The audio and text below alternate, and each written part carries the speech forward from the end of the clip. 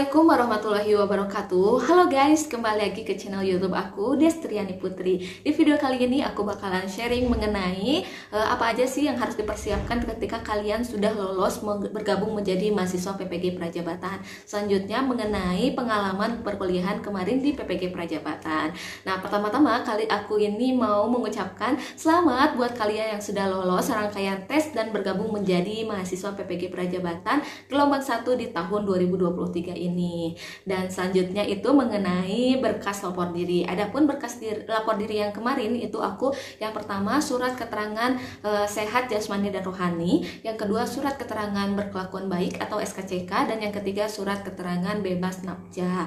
Nah, ada yang bertanya, Kak, itu mengenai surat keterangan sehat jasmani dan surat keterangan bebas nafkah itu harus di rumah sakit, di puskesmas atau di mana? Nah, itu berdasarkan kebijakan LPTK masing-masing. Jadi kalian nanti tunggu infonya di grup LPTK kalian ditempatkan. Nah, selanjutnya mengenai pengalaman perkuliahan di PPG. Nah, di semester 1 itu jadwal perkuliahannya itu tentunya disclaimer dulu ya teman-teman, setiap LPTK jadwalnya itu berbeda-beda. Nah, kemarin berdasarkan pengalaman aku, Senin, Selasa, Jumat itu perkuliahan luring di kampus, dan Rabu Kamisnya itu melakukan PPL di sekolah mitra LPTK.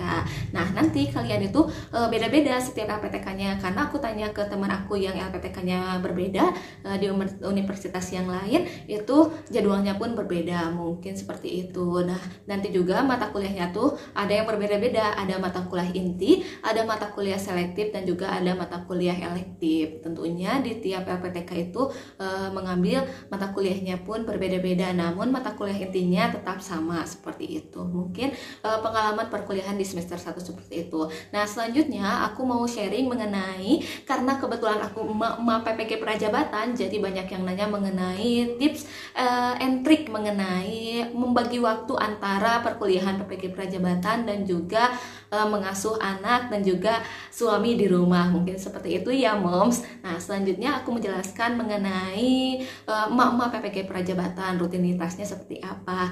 Nah, adapun aku itu mengambil di LPTK Universitas Siliwangi tentunya, dan domisili aku di Garut ya teman-teman. Jadi aku Garut Tasik itu PP yang perjalanannya itu 1,5 jam kurang lebih. Jadi kalau PP itu 3 jam perjalanan dalam satu hari. Nah, aku PP menggunakan motor. Jadi kalau misalnya perkuliahan di kampus jam 7, aku berangkat jam 5. Jadi setelah sholat subuh itu aku berangkat, biar ada nanti setelah sampai itu ada waktu untuk sarapan dan juga prepare untuk sebelum masuk ke kelas. Mungkin seperti itu. Jadi kenapa aku pilih PP? Karena kebetulan jadi bagi tugas sama suami tentunya, jadi gantian sip-sipan gitu. Jadi suami di pagi hari sampai siang ataupun sampai sore ketika aku kuliah jaga anak, atau biasa dititip ke nenek kakeknya, sehingga nanti ketika pulang kuliah itu jadwal aku ngasuh anak, sehingga masih dalam satu hari itu masih ketemu anak dan juga main sama anak. Adapun di teman-teman aku itu ada yang menitipkan anaknya di daycare, dan juga bahkan ada loh yang menitipkan anaknya di kampung halamannya, di orang tuanya, sedangkan si ibunya itu ngekos di dekat universitas atau di dekat LPTK-nya ke tempat berkuliah di PPG Prajabatan. Nah, jadi itu balik lagi ke kebijakan atau kesepakatan kalian selaku orang tua dengan suami, tentunya dengan suami dan keluarga itu bagaimana ini anaknya mau digimanain atau anaknya mau dititip di mana. Itu balik lagi, karena kan sebelum kalian memutuskan untuk mengikuti serangkaian tes PPG Prajabatan, tentunya kalian pun memikirkan hal ini mungkin ya sedikitnya.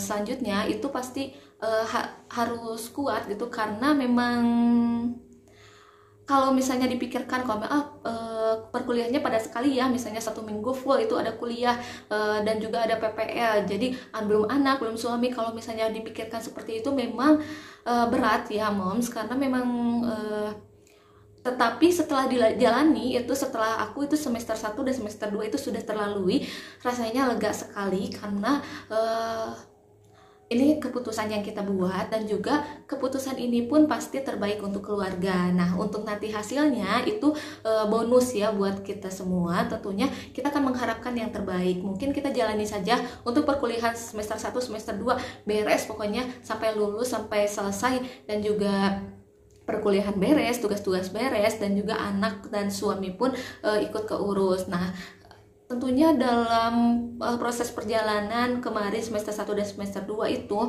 ada capeknya tentunya, tapi ketika kita merumuskan tujuan kita itu dari awal itu mau apa gitu kan, mau lulus PPG Prajabatan. Nah, kalau misalnya kita kembali ke tujuan kita itu pasti insya Allah beres. Tentunya aku bergabung di grup Telegram emak-emak PPG Prajabatan, ada loh. Nanti kalau kalian yang mau bergabung di grup emak-emak PPG Prajabatan, nanti aku share link grupnya, mungkin seperti itu. Jadi di sana itu curhat aja gitu Mom, kalau misalnya kalian berat melalui ini, dan juga bagaimana itu mengenai sharing-sharing tugas-tugas gitu, untuk menanyakan ke teman-teman untuk menjadi nanti sebuah referensi buat kalian mengerjakan tugas itu. Di sana mereka welcome banget gitu. Jadi setidaknya itu membantu kita, dan tentunya komunikasi dengan suami dan keluarga itu harus tetap dijaga. Jadi jangan sampai miskomunikasi, sehingga kita bisa menuntaskan PPG Prajabatan ini sampai selesai, dan juga kita bisa bagi-bagi tugas dengan suami.